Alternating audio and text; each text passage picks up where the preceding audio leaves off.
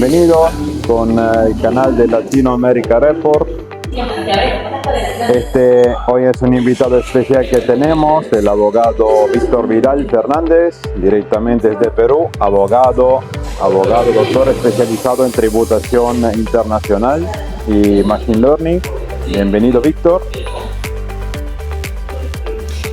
Hola, ¿qué tal? ¿Cómo están? Saludos a todos tus videoespectadores y bueno, acá estamos para cualquier tipo de duda y en primer término felicitarte por esta iniciativa de conectar a más personas a través de esta red social. Es muy importante siempre tener una mirada distinta, sobre todo de diversos lugares del mundo. Tengo entendido que tú estás ahorita en Europa, ¿verdad? O estás, porque tú eres también un viajero compulsivo, así que nunca sé exactamente en dónde estás. Exacto. La compulsividad y la obsesión nunca faltan en esta vida. Bueno, Víctor, a ver, empezamos. Preséntate para los que no te conocen, a qué te dedicas, cuál es tu situación con el Perú, cuáles son tus orígenes. Coméntanos un poco antes de empezar tu rol de acá. Claro, ¿qué tal? Bueno, yo soy de Lima, Perú, soy abogado de una universidad de acá del Perú, de Lima, Perú. He hecho también una maestría en Derecho Corporativo, que vendría a ser Derecho Empresarial, con diplomados en tributación, sobre todo en tributación empresarial y en estructuración de títulos de inversión. Muy bien. El derecho, como todos sabemos, es una rama de una u otra forma considerada formal, tradicional, relacionada con aspectos desde cierto punto de vista para algunos preocupantes, para otros dinámicos, dependiendo de la rama de derecho en que te desempeñes, ¿no? Entonces el derecho empresarial es una rama bastante dinámica porque implica una gran iniciativa, una gran organización en el marco del desempeño de emprendimientos, ¿no? Entonces, todos de alguna u otra forma en algún momento hemos iniciado algún emprendimiento y en ese marco de emprendimiento hemos tenido la posibilidad de ir afinando ciertos aspectos más allá de las cuestiones comerciales. Entonces, esta rama del derecho empresarial tiene que ver mucho con eso. Cómo uno va estructurando sus operaciones a medida que va avanzando y va generando un mayor nivel, ya sea de carga operativa, de carga financiera y por ende una mayor organización. Entonces esto también me llevó por el lado del análisis de datos, el análisis de datos que sabemos que es una rama relativamente moderna en atención a la aplicación tecnológica que se le ha ido dando de manera progresiva y que está también muy relacionada con la cuestión de la inteligencia artificial, ¿no? Claro. Con la creación de algoritmos para poder favorecerlo. Claro, justo con respecto a eso, Víctor, ¿no? Te quería hacer una pregunta directa. ¿Cómo evoluciona el rol del abogado tributarista en la era digital en Perú? ¿Me hablas sobre la realidad actual de esa rama acá en el Perú? Sí, o de claro, cómo ha evolucionado en el tiempo, digamos, el uso de la era digital, entonces de la inteligencia artificial, robótica, conectada con tu desempeño real, físico, en la abogaduría tributarista. Ya, claro, bueno, básicamente acá hay que distribuir eso en 2 o 3 sectores, ¿no? Esto dependiendo de la dimensión de la empresa. Siempre cuando hablamos de tamaños de empresas, ya sea de mediana o de grande o de corporación, tenemos un perfeccionamiento en los procesos. Entonces, por ejemplo, las empresas pequeñas o medianas no han tenido mucho desarrollo en su práctica de utilización de instrumentos tecnológicos para fines de tributación. Sin embargo, las que veníamos a denominar corporaciones, que son empresas, mega empresas, ¿no? Empresas de una facturación grande, sí han ido incorporando procesos de inserción tecnológica, sobre todo porque en muchas de las oportunidades se comportan como subsidiarias de empresas extranjeras o como emprendimientos individuales de empresas que tienen accionariado extranjero, ya sea a través de fondos de inversión, de mineras, de entidades que son, digamos, lo suficientemente solventes como para poder llevar una carga que implique la contratación de un área legal con implicación tecnológica. ¿no? Sobre todo porque si ya de por sí la tributación vendría a ser un aspecto bastante técnico y especializado, si le añadimos a la tributación la aplicación tecnológica para poder afinar los detalles de dicha especialización, que es de carácter jurídico técnico, los costos, dependiendo de la dimensión de la empresa, también van a ser superiores, ¿no? Y dependiendo de cómo se muevan, en qué jurisdicciones se muevan, cuál sea su ámbito de desempeño o su sector empresarial, también va a influir mucho en la necesidad del tipo de tecnología que requieran para poder afinar esos procesos. Tomando en consideración que la tributación es una rama del derecho que tiene mucha relación con la economía, con la, digamos, diversificación de precios para efectos de plantear una política fiscal a nivel estatal, porque recordemos que la tributación es una rama directa del Poder Ejecutivo, ¿no? O sea, esto depende en todos los países del Ministerio de Economía o de la Secretaría del Tesoro, como se le conoce en otros lugares, ¿no es cierto? Porque es parte de la recaudación fiscal, o sea, todo lo que el Estado se agencia para poder cumplir sus fines de política estatal o para poder afinar sus políticas de transferencias a otros sectores, a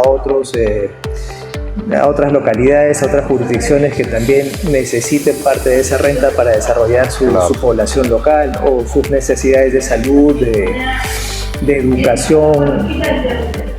Entonces, todo eso es lo que hay que contemplar, porque la tributación en sí es un aspecto bastante grande. Si le aplicamos la tecnología, como te mencioné anteriormente, ya eso hace un plus bastante interesante, ¿no? Dependiendo de lo que se quiera lograr. Ajá. Ah, qué interesante. Y Víctor, actualmente en Perú, por ejemplo, ¿cuáles son las reformas fiscales claves de los últimos meses? Mira, en los últimos meses relacionados con la tecnología, no han habido muchas reformas fiscales para efectos de aligerar el desarrollo del emprendimiento. Lo que sí han habido son reformas administrativas internas para perfeccionar los sistemas de fiscalización de la agencia tributaria. Entonces, la agencia tributaria sí ha modificado sus procesos para poder tener un acceso más viable, más certero, más transparente sobre los ingresos de los contribuyentes.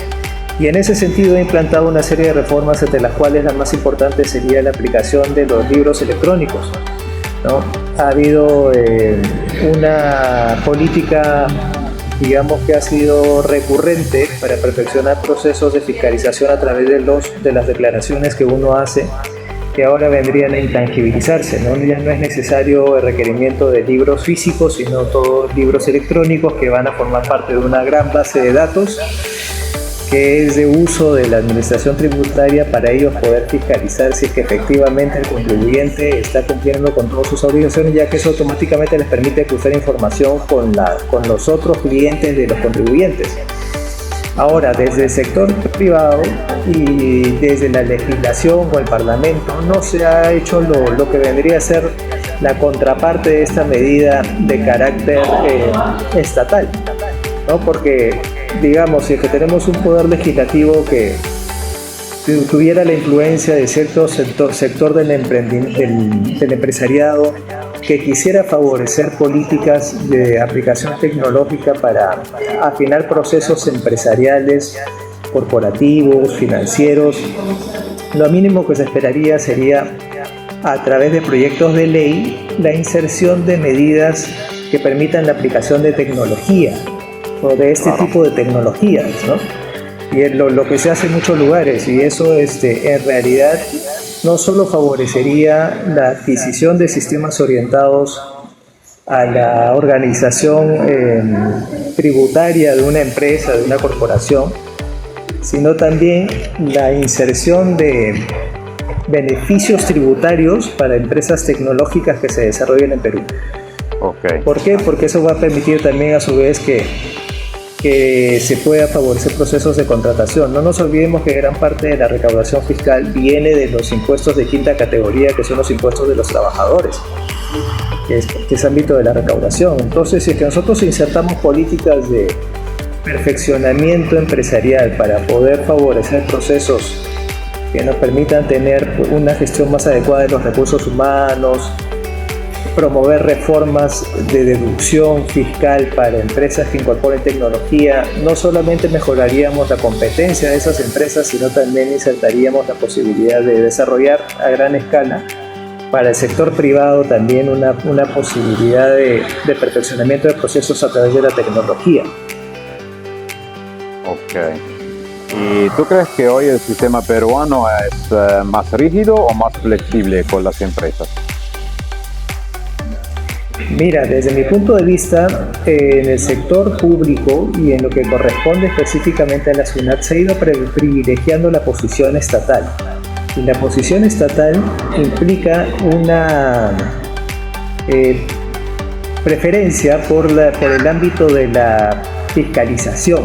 ¿Esto qué quiere decir? Que básicamente no contemplan ni son flexibles en los argumentos que favorezcan a la productividad.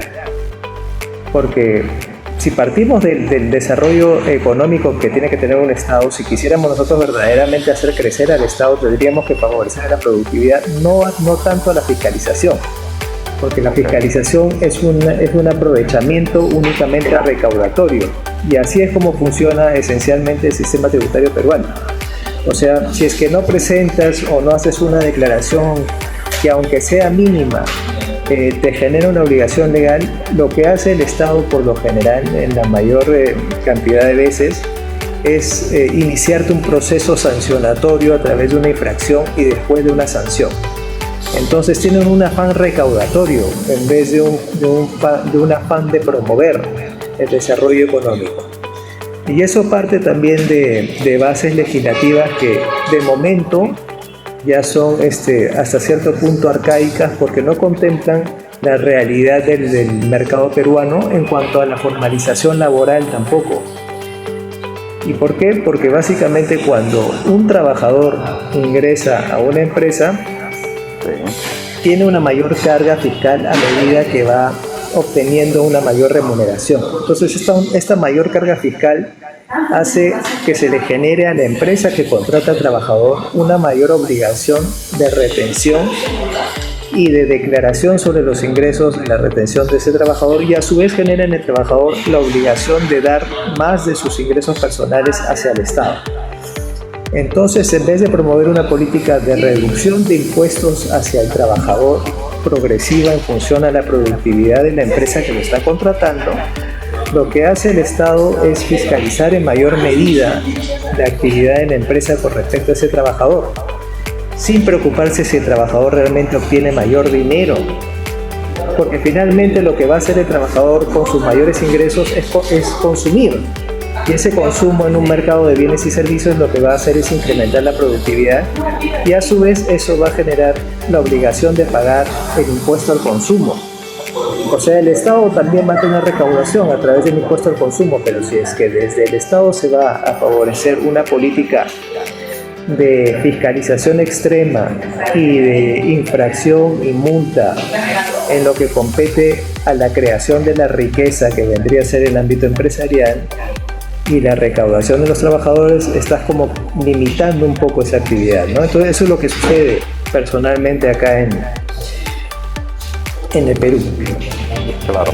¿Y tú crees que todo este proceso digital pueda facilitar en alguna manera también la tributación, todo el proceso de fiscalización extremo, ya dado que en Perú la burocracia en ciertas ocasiones es un poco lenta, ¿no?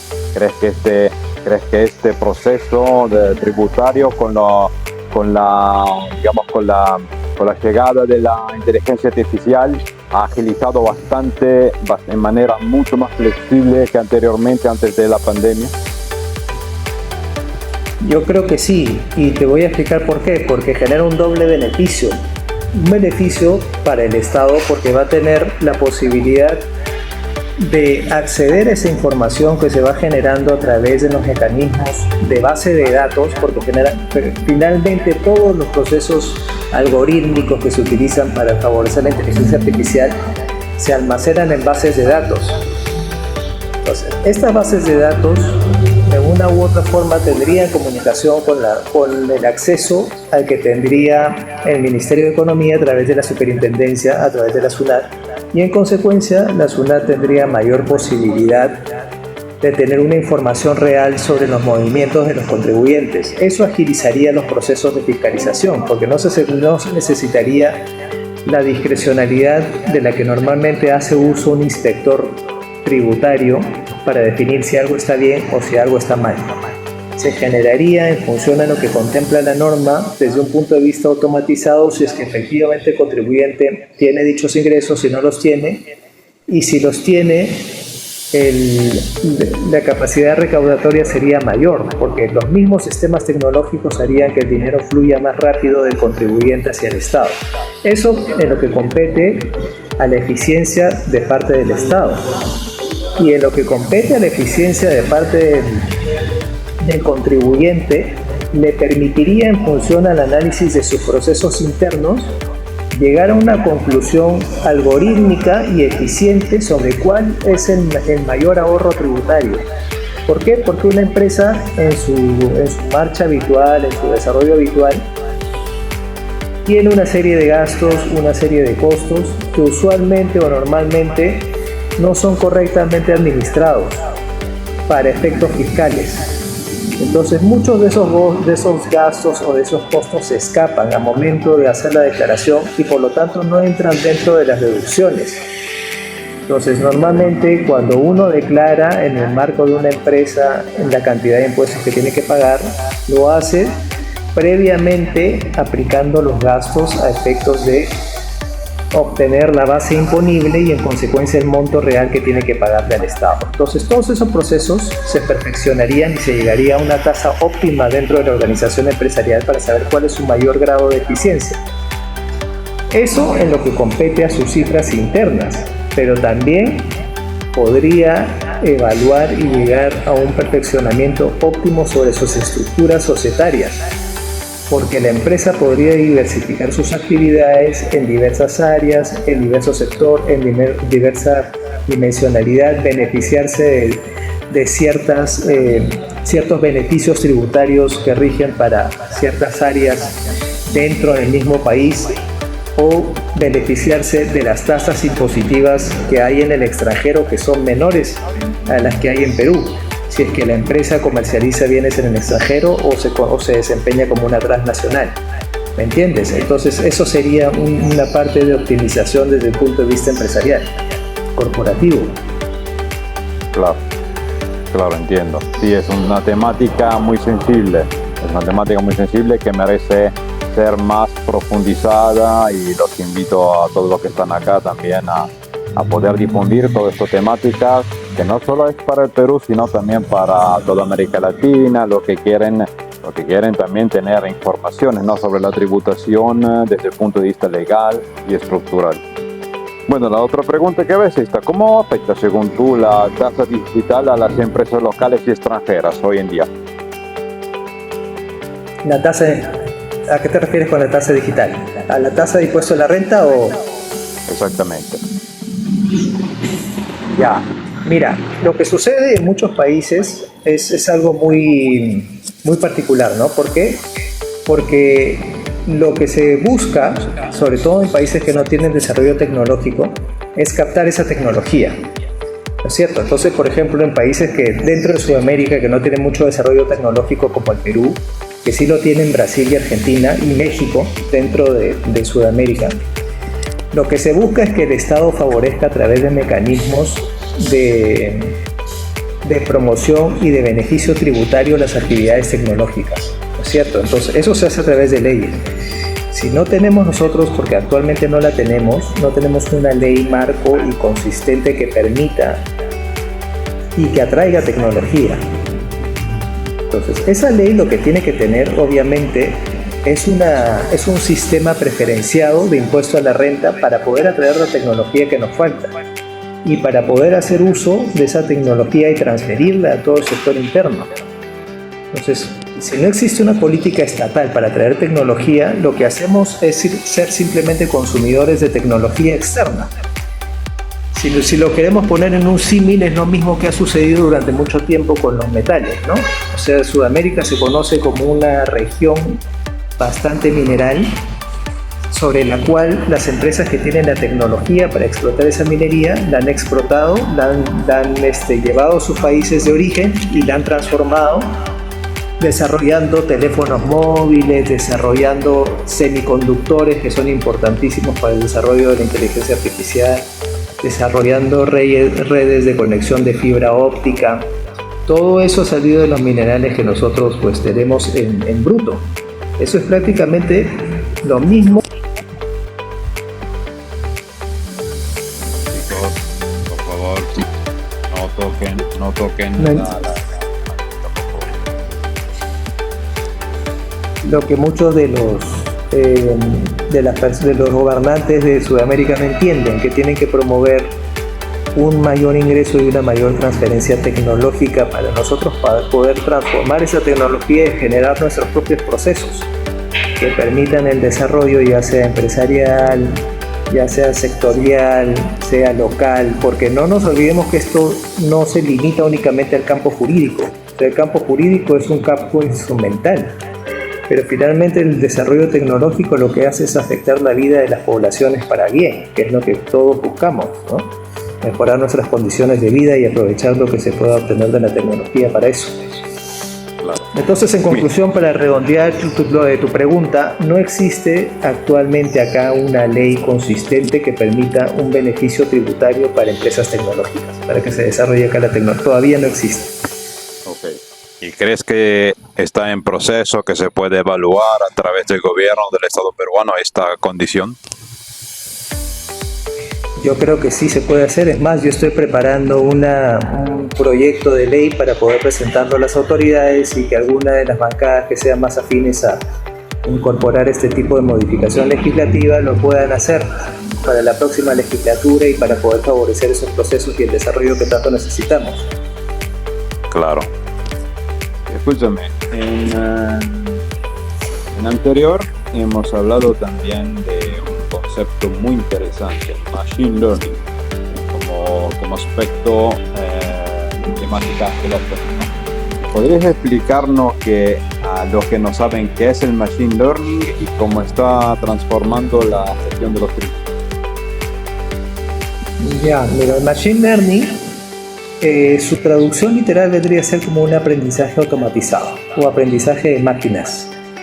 ¿Esto qué quiere decir? Que así como nosotros aprendemos cualquier cosa que se nos presenta en los idiomas, un oficio, lo que sea, así como lo aprendemos nosotros, tenemos la posibilidad a través de la programación de generar un esquema algorítmico mediante el cual las computadoras y los procesos vayan generando sus propias deducciones y sus propios sistemas.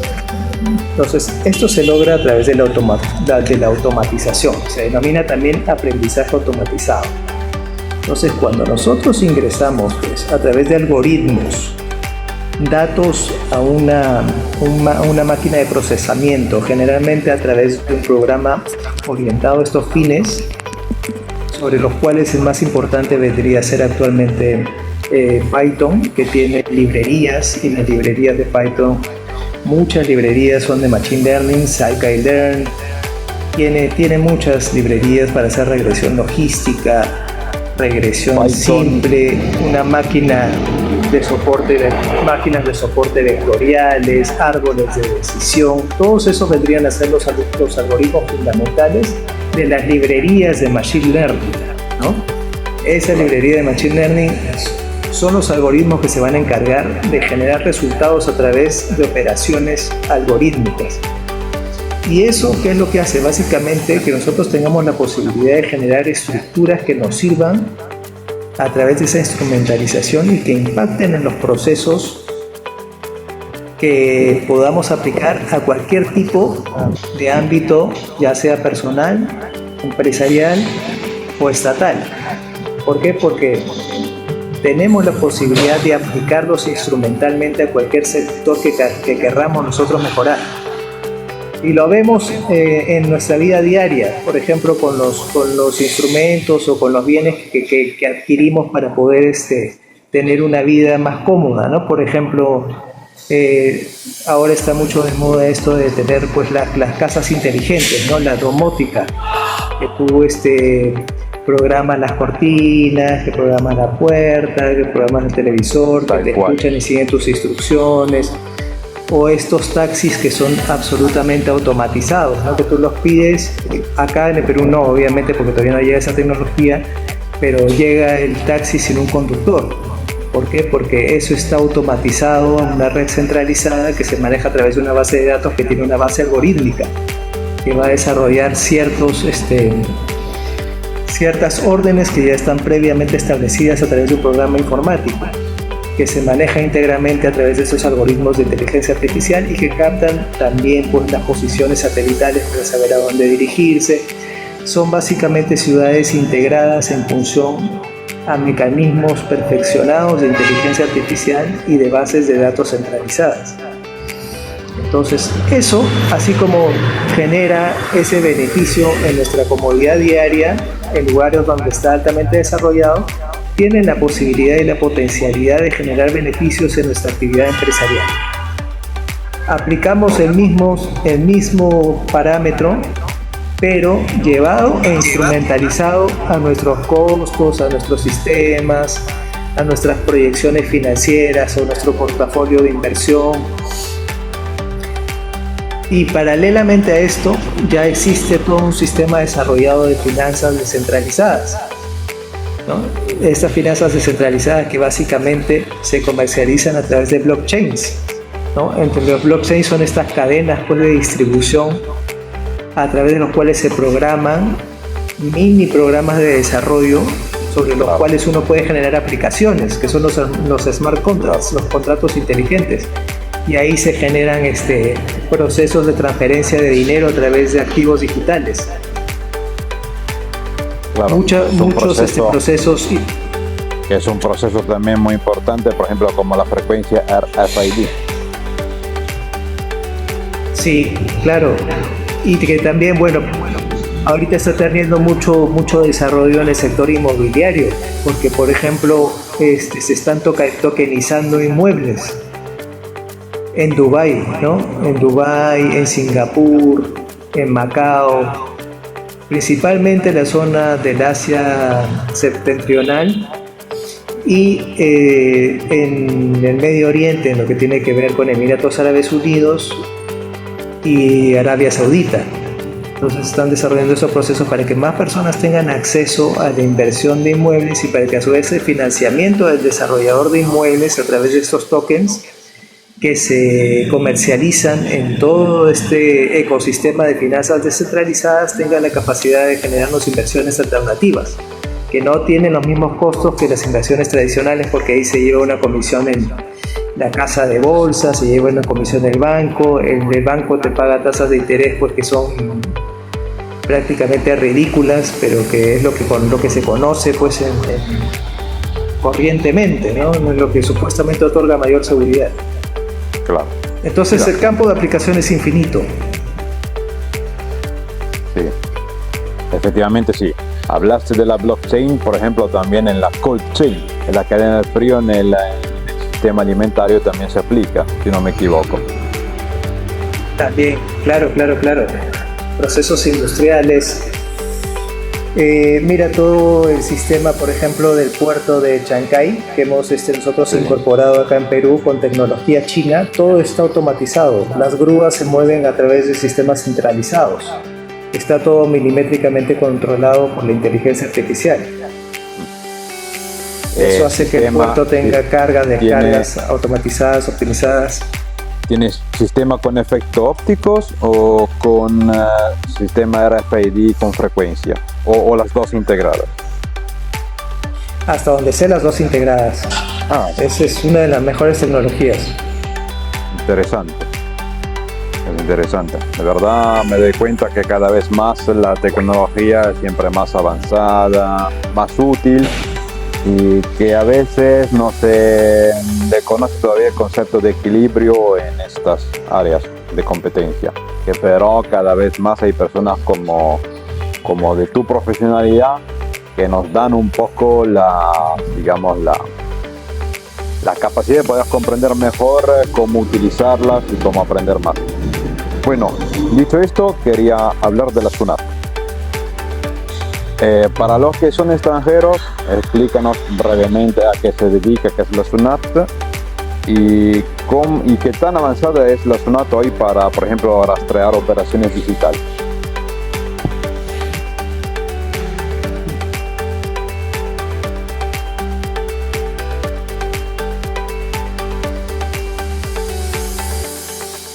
Un momento. Pendiente. ¿Me escuchas? Sí, por un momento te pausaste, normal. Ya, bueno, estaba explicando que la SUNAT viene a ser la agencia de recaudación fiscal, es decir, la agencia que es dependiente del Poder Ejecutivo del Estado, del Departamento de Tesoro, para poder recaudar de los contribuyentes los ingresos que sean pasibles de impuesto a la renta, para poder satisfacer las necesidades que se haya planteado como entidad estatal, ¿no? Los proyectos generales que tenga. Entonces, esto existe en cualquier jurisdicción. Ahora, la eficiencia de la SUNAT, básicamente nosotros actualmente tenemos una tasa de presión impositiva aproximada del 9-10%. Esto quiere decir que hay mucha tasa de informalidad.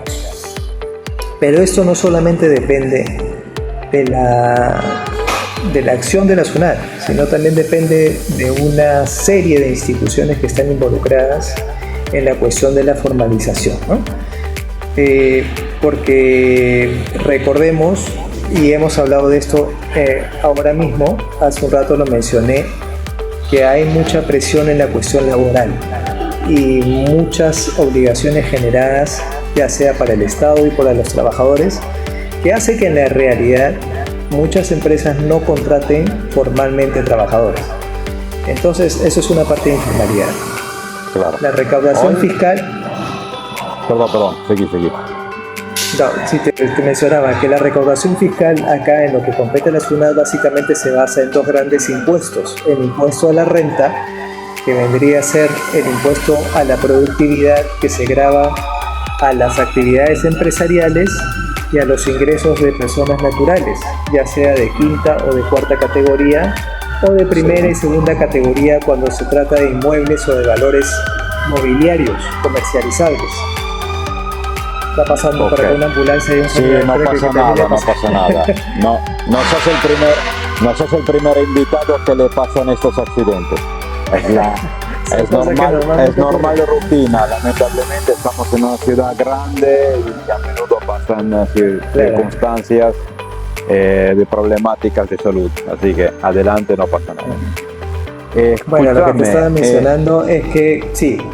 Sí, eso. No, solamente te quería terminar de mencionar que eran dos grandes impuestos a los que estaba orientada la recaudación. El impuesto a la renta, que es sobre las empresas y las personas naturales, y el impuesto al consumo, que también es sobre las personas naturales, pero cuando las personas naturales adquieren un bien o un servicio. Claro. Entonces, digamos que muchas personas creen en su ignorancia que usualmente cualquier persona que consume un caramelo o que va a comprar a la tienda o que tiene un consumo de cualquier cosa no paga impuestos, pero sí está pagando impuestos. Esos impuestos son los impuestos al consumo. Y la empresa que te vende, ya sea en el supermercado, en la tienda de la esquina que sea relativamente formal, lo que va a hacer es retener una parte de ese impuesto que tiene que declarar mensualmente ante la SUNAT, pero que lo has pagado tú, porque te lo has sumado al costo que tú has comprado. Esto está sumado en el bien que tú has comprado o en el servicio que tú has adquirido. Entonces, son dos grandes esferas, una que grava el consumo y otra que grava la productividad o la renta. Entonces, la SUNAT está principalmente orientada a esas dos. Y los procesos de fiscalización son relativamente rigurosos. Claro, mira, hablando de esto, por ejemplo, ¿no? ¿Cómo puede un consumidor, cómo puede hasta un emprendedor, si quiere evitar colas largas, como siempre ha pasado, cómo puede darse cuenta a través de un abogado especializado o también buscando en el portal, rastreando informaciones? ¿Cómo puede acceder a toda esa información una persona que no tiene conocimiento básico de esto, tanto del proceso como del percurso? En realidad no es muy amigable el sistema tributario, no es muy amigable ni está pensado para personas que no tengan ningún tipo de familiaridad con ese tipo de procedimientos. Lo que es lamentable porque un principio tributario fundamental de carácter constitucional vendría a ser el principio de informalismo, que está incluso dentro de las leyes del derecho público, y que quiere decir que este informalismo tiene que ser tan simple que sea captable por cualquier persona, que le permita cumplir sin ningún tipo de complicación con lo que vendrían a ser sus obligaciones como ciudadano, ¿no? Pero acá lamentablemente lo que cualquier persona que no tenga un mínimo conocimiento de eso se ve obligado a contratar a un profesional que traduzca pues toda esta maraña de procedimientos, todo este exceso de requisitos para poder llegar a un resultado sobre algo o para poder reclamar sobre algún tipo de sanción que se haya interpuesto en razón a algo que no sea tangiblemente grave como para poder generar una sanción que incluso dobla o triplica las posibilidades de cualquier negocio, de cualquier persona natural. Claro. ¿No? Mira, ahora vamos hablando para los que nos están escuchando y para el pueblo latinoamericano, peruano en general, vamos a hablar de consejos y errores. Por ejemplo, la pregunta que viene es esta: ¿cuál es el error más caro que cometen los emprendedores en Perú? Mira, yo creo que es no tener una adecuada comprensión de los efectos de una ausencia de declaración. O sea, porque muchas personas creen que ser emprendedor es abrir una empresa, vender, recibir el dinero y gastarlo. Pero en ese proceso se generan una serie de obligaciones de carácter fiscales, ¿no? Entre las cuales las más importantes son hacer una declaración, tengas o no tengas ingresos, de carácter mensual, y una declaración jurada anual. Entonces muchas veces cuando uno omite eso y es una pequeña, mediana empresa, a veces la SUNAT te fiscaliza y termina siendo la multa superior a lo que tú has podido obtener en un año de actividad como utilidad. Entonces eso es lo que genera es un desincentivo. Claro. Y lo que se debería hacer para ese tipo de actividad es, utilizando la tecnología, automatizar la posibilidad o no de movilización de ventas o de gastos. ¿Por qué? Porque si es que la SUNAT tiene la conciencia de que efectivamente esa empresa no ha generado un ingreso, debería de tenerlo automatizado y no iniciar un proceso de fiscalización sobre dicha empresa, porque no va a haber una posibilidad de cobranza efectiva y porque a su vez va a matar toda posibilidad de desarrollo posterior de esa empresa si le implanta una multa que no corresponde. Porque además esas multas que no corresponden son confiscatorias y la Constitución Política de Perú niega cualquier tipo de actividad confiscatoria de parte del Estado. Entonces también, para evitar procesos judiciales que vendrían a generar carga judicial, carga administrativa, ¿no? Y al final eso lo único que hace es complicar la acción de la administración pública y generar procesos que no favorecen a la productividad. Claro. Sí, es un tema bastante interesante y al mismo tiempo, sí, como acabas de mencionar, un poco complicado. Claro que parece al mismo tiempo que una persona lo comprende, ¿no? Porque es el pan cotidiano para un emprendedor, pero efectivamente hay emprendedores que tienen un concepto más que equivocado, de mala interpretación, ¿no? Porque no tienen las herramientas adecuadas o porque no saben dónde buscar la información, aunque al parecer es fácil, pero por cuanto nos estás comentando no lo es. Siempre es mejor justamente ir en outsourcing y hacerse guiar y orientar de un profesional del sector. Absolutamente. Así es. Quiero preguntarte también por lo que es una startup, una empresa que empieza de cero o por lo menos que empieza ex novo. Entonces te quiero preguntar, ¿cómo se podría optimizar legalmente la carga fiscal de una startup? Ya. Mira, básicamente la startup, el mayor activo que tiene es el proyecto. ¿No es cierto? Porque por su propia definición es algo que inicia con mucho entusiasmo. Incluso el término fonéticamente nos va a entender eso, ¿no? Startup, como que se despierta rápidamente o hacia arriba, o sea, es como que es un destello, ¿no? Suena así fonéticamente, un destello. Entonces, el mayor activo que tiene una startup es precisamente la intangibilidad y el proyecto de inversión que contiene. Entonces, esas startups lo que hacen y lo que necesitan inicialmente es captar financiamiento.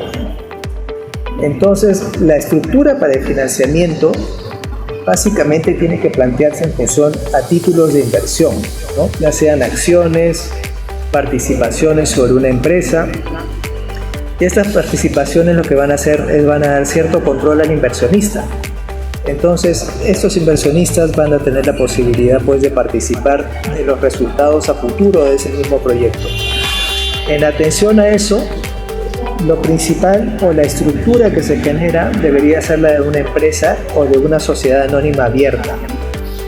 Primero, una sociedad anónima ordinaria para poder tener una cantidad de accionistas necesarios que puedan suscribir esos títulos de inversión, aportar financiamiento al proyecto y ese proyecto ir nutriéndose en función a ese financiamiento que se le da. Ahora, el desarrollo del proyecto obviamente tendría que acogerse a un sistema anticipado de depreciación a través de desarrollo tecnológico o a través de adquisición de tecnología por leasing, ¿no? Porque estos instrumentos lo que hacen es generar una depreciación acelerada. Entonces, cuando tenemos depreciación acelerada y un régimen de favorecimiento de impuestos previamente a cualquier tipo de actividad, se le da a la startup la posibilidad de financiarse, de lograr sus beneficios a futuro y recién cuando obtenga esos beneficios poder tributar. Porque básicamente toda la fase de desarrollo del proyecto va a tener que ser deducible y posteriormente arrastrarse para que pueda ser aprovechada y compensada con la renta que se vaya a obtener. Entonces, ese proyecto es un intangible que vendría a servir como una base para poder hacer deducciones futuras en razón a lo que se vaya gastando para el desarrollo de ese proyecto, ¿no? Ya sea el desarrollo tecnológico, la inversión en tecnología, en recursos humanos tecnológicos, en adquisición de patentes o de licencias extranjeras, que son muy importantes en el ámbito de las planificaciones tributarias, en las regalías que se otorgan en función a dichas patentes, al pago de las regalías. Entonces ahí tenemos sistemas sobre los cuales también se generan figuras o esquemas de optimización tributaria extranjeros, porque generalmente estas startups lo que hacen es constituirse en jurisdicciones que tienen una baja o nula imposición. ¿Y esto por qué? Porque como su proyecto de inversión o las patentes que van a utilizar para esos proyectos son caras, al momento de recibir las regalías por esas patentes no van a estar tan grabadas como en un país que sí tiene una alta imposición. ¿Me entiendes? Entonces, esa tasa que le tenga que pagar a un país que tiene una baja imposición va a hacer que ese costo se reduzca. Por eso es que muchas de estas empresas tecnológicas buscan jurisdicciones que tengan tasas de impuesto a la renta bajas. Es más, te doy un ejemplo bastante comprensible. Google, por ejemplo, tiene muchas patentes en territorios de baja o de nula imposición. En Islas Caimán, en Panamá, en Islas de Man, en diversos territorios donde las tasas de impuesto a la renta son muy reducidas. Como estas patentes son muy valiosas, el ingreso por esas patentes que obtienen por la licencia que dan a todos los usuarios en el mundo van a tributar en ese país de baja imposición. Por lo tanto, van a tener una tasa menor de impuesto a la renta que si tuvieran esa patente, por ejemplo, en Perú o en Estados Unidos o en Reino Unido o en un país de alta imposición. Ok, bueno, muy interesante. Mira, para ir al cierre, ya que acaban 10 minutos, Esta es una pregunta muy importante para nuestro público. ¿Cómo será el derecho tributario según tu visión en 5 años con el avance de la inteligencia artificial? Mira, en 5 años, yo diría 5 o 10 años, lo que vamos a tener accesoriamente a los desarrollos tecnológicos y a los programas de automatización de inteligencia artificial es la moneda digital, y eso influye mucho. ¿Por qué? Porque la moneda digital lo que va a hacer es una desaparición progresiva del efectivo. Entonces nosotros vamos a dejar de tener uso de los billetes, de las monedas, de pagar cosas así como usualmente las estamos pagando, aunque cada vez estamos transitando más hacia un sistema de intangibilidad, pero va a ser absoluto. De acá a 5 o 10 años va a ser absoluto. ¿Y eso qué implica? Que todo eso va a estar digitalizado. Cada uno de nosotros va a tener como un código de contribuyente mediante el cual todas nuestras operaciones financieras, ya sea de gastos o de ingresos, van a estar registrados en una base de datos que va a ser de libre acceso de las administraciones tributarias. Entonces no va a haber un área en la cual no se pueda controlar, porque actualmente tú puedes controlar tus operaciones, porque puedes tener disposición de efectivo, y con el efectivo haces lo que quieras mano a mano con alguien y la otra persona o la administración tributaria no se va a enterar nunca. Pero si es que todo está automatizado, todas tus operaciones van a tener un rastro tecnológico y digital. Claro. Y eso va a permitir pues saber cuánto ganas, qué ingreso tienes, en qué has gastado, qué es lo que tú necesitas. No solamente se va a generar una mayor transparencia para el nivel tributario, sino que las mismas empresas que ofrecen bienes y servicios van a saber exactamente qué es lo que tú necesitas. Porque si adquieren o compran o tienen acceso a tu base de datos, van a saber qué es lo que tú más consumes. Eso ya va a ser tangible, ya no va a ser una suposición o una presunción como lo puede ser ahora, ¿no? Que trabajas en base a supuestos, vas tanteando, a ver qué es, en función a los rastros del consumo de las personas, vas rastreando qué es lo que más consumen, qué es lo que más leen, qué es lo que... O sea, va a ser una política de control mayor. Esto resta libertad, dicho sea de paso, ¿no? No es una cuestión de que va a ser simple beneficio absoluto, sino que también resta un margen de libertad para que uno pueda pues hacer lo que quiera sin ningún tipo de fiscalización, verificación estatal o control, ya sea tanto de las entidades estatales como de las corporaciones. Claro, exacto, tal cual. Mira, acá tenemos una consulta de uno de nuestros seguidores, Elio, también peruano, dice: tengo un RUC 20, está suspendido 4 años. ¿Tú crees que lo puedo volver a activar? Te pregunta. Ah, sí, claro, porque si está suspendido, normalmente lo que sucede es que cuando la SUNAT ve que la empresa no tiene movimiento o que no estaba activa, hace una suspensión de oficio. O sea, hace como una baja temporal de oficio. Lo único que tiene que hacer esta persona es acercarse con su clave SOL, o si no tiene su clave SOL, con los datos de la empresa y el documento que acredite que él es representante o apoderado de esa empresa, para que hagan una reactivación. Eso se hace en una cabina ahí en cualquier centro de atención al contribuyente, cualquier oficina de la SUNAT. Te guía el personal y se reactiva el mismo día. Claro que tienes que fijarte pues es que tienes algún tipo de multa, algún tipo de sanción, porque a veces eso, como expliqué anteriormente, cuando tú te olvidas de declarar, la SUNAT también te puede haber multado y tú ni te enteraste. Entonces, si tú vas a querer operar con esa empresa, de repente ni te conviene operarla porque puede estar súper endeudada con eso.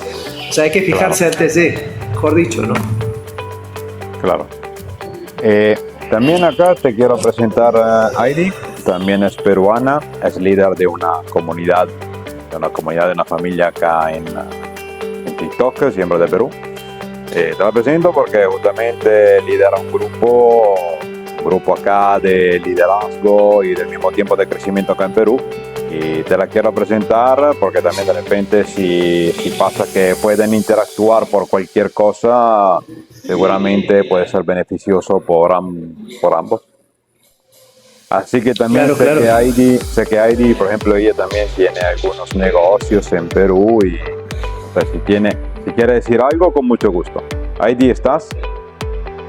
Ok, gracias Carlitos, buenas tardes con todos por darme este espacio acá de poder conocer y darle la bienvenida al doctor Víctor. Bueno, pues en lo que es tributario yo justamente tengo un hermano que es abogado, también se ha especializado en lo que es tributario, pero él incluso ahora trabaja en Lima, en la FOBIPOL, muy aplicado a sus estudios. Entonces es muy bonito conocerlo acá el doctor, y mira que por ahí puede haber cualquier cosa, cuente conmigo y ahí está mi hermano en cualquier tema.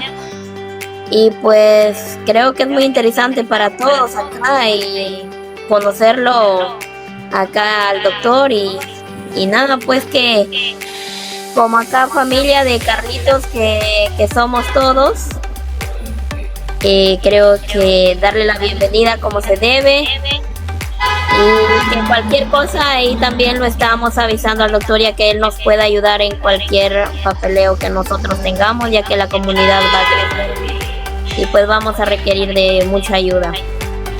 Gracias, abogado, un gusto. Mira, Gracias, Heidi, un gusto también conocerte. viene otra pregunta, Elio, puedes interactuar, te activa el micrófono, ven con tu pregunta que hiciste.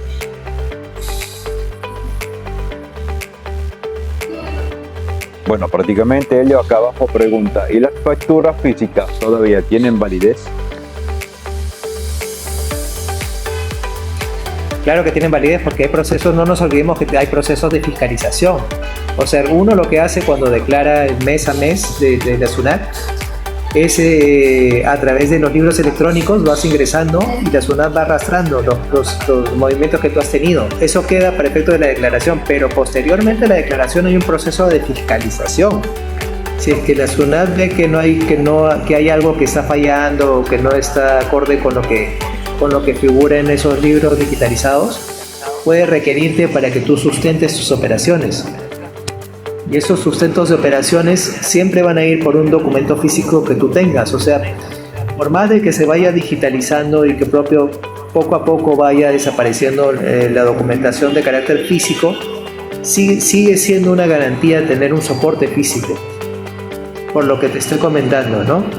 Por una fiscalización posterior que obliga a tener documentación 4 años después de haber realizado las operaciones. Claro. Mira, también una pregunta mía así de información, como última pregunta para cerrar el tema. ¿Por qué se dice, no solo en Perú, sino en general en América Latina, por el desarrollo que está teniendo América Latina, no obstante todas estas problemáticas de corrupción y todo? ¿Por qué se dice que ahora el derecho tributario es el motor de la economía actual? Bueno, básicamente porque se trata de la recaudación. Y la recaudación generalmente genera gasto público. ¿Y qué es lo que sucede en muchas sociedades actualmente, sobre todo cuando están en crisis? Que el sector privado no gasta, el que gasta es el Estado. Lo vemos, por ejemplo, en Europa en una forma muy tangible. España tiene un alto gasto público y España supuestamente es una de las economías, entre las economías europeas, que tienen un mejor performance, ¿no? A pesar de que el sector privado no está tan activo. Entonces, siempre que el sector privado no está muy activo, se favorece el gasto público. Y por eso es que se habla de la tributación como ingreso, como motor económico, porque el gasto público está sustentado en lo que uno recaude como Estado, ¿no? Ah, ok. Eso es básicamente. Claro, chicos, si en el chat tienen otras preguntas más, le damos un minuto, si no vamos cerrando también para Víctor, que puedan inspirar un poco. Y así después vamos a tener si Víctor quiere juntarse un ratito para tener nuestras charlas de manera informal, para que un poco podamos interactuar todos. Bueno, yo quiero decir otras palabras también. Invitarlo acá al doctor Víctor, que se una, saber lo que es TikTok, lo que es una familia. Creo que es muy bonito. Hoy actualmente se vive en la actualidad, pues, Estamos acá en TikTok de la plataforma. Y nada, ahí le voy a dar un pequeño obsequio. Ya sabemos que acá en la plataforma utilizamos obsequios de plataforma. A ver, vamos a buscar por acá. Quizás no es mucho, pero con cariño. El tema es que no lo encuentro. ¿Dónde está? Sí, tranquila, tranquila. Acá nadie te mete prisa. Bueno, hola Ibis, buena, no. bienvenida.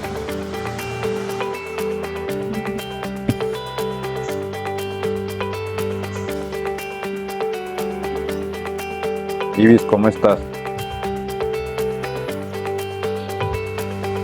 Ahí va una pequeña gorrita para el doctor. Que se anime y pues nos esté visitando por ahí. Claro, claro, muchas gracias. Ya me vas a dar tus datos por interno. Tú estás acá en Perú, ¿verdad? Sí, estamos acá, doctor, y ya, ya sabe que perfecto. ahora Pues entonces, todo es la plataforma hoy en día, entonces es muy bonito acá hacer estas amistades y con los resto de Claro. chicos que estamos ahí preparados para apoyarnos los unos a los otros.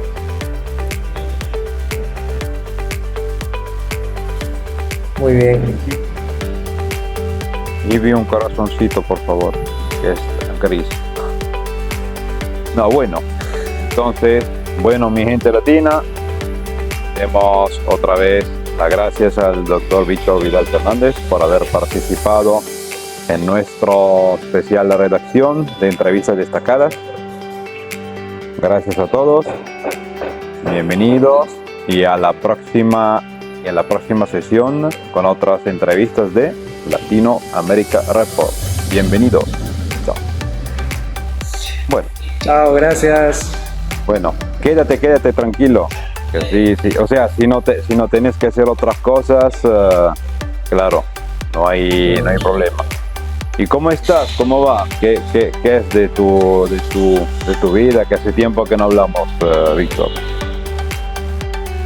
Bien, pues acá en Lima, trabajando, desarrollando proyectos, viendo cosas accesorias que también me parecen interesantes siempre. Y tú sabes que acá también pues hay mucha potencialidad en todas estas cosas, ¿no? Es simplemente ponerle ganas y encontrar la gente adecuada. Claro, sí, es cierto. Es cierto. Y ahora ¿Tú cómo estás? ¿Estás donde? ¿En Italia ahora?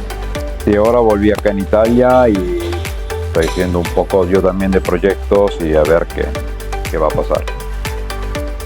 Cada quien con sus problemas y bueno, ahí avanzando. También hace tiempo que la gente me pregunta de ti, de dónde te fuiste, de dónde te desapareciste, que ya no te vemos en la Unión Italiana. Sí, me gustaría retomar un poco las reuniones que antes teníamos. Y bueno, voy a ver, ojalá que Claro. eso se pueda también hacer, ¿no? Sí, porque lo que... Bien, gracias Ibis. ¿Y tú? ¿Con dónde está Centenario? Bueno, chicos, por favor, tap y... Bueno. Heidi, déjame algo, porfa. Ok, gracias Ibis. ¿Qué te iba a decir? No, que también tú, aparte de ser derecho y todo, estás metido en organizar eventos, por lo que recuerdo también. Así es. Eventos de idiomas, eventos de sociales. Implica juntar gente con intereses diversos y que puedan desarrollar algo juntos, ¿no? Tú sabes que esos ámbitos de encuentro siempre son provechosos. Claro. Heidi, espero no te vayas. De vez en cuando que tengo mi podio activo, te vas. Y bueno, no. Aparte de eso, no hay otra cosa. En el sentido de que ya han cambiado muchas cosas desde que antes del COVID. cambiando un montón de cosas. ¿Tú cómo lo ves, por ejemplo, este cambio que ha dado no solo el mundo del trabajo, sino el mundo personal, ¿no? El mundo personal, gracias. El mundo personal, ¿no? Personal y profesional desde el COVID. O sea, ¿crees que ha sido mejor o peor?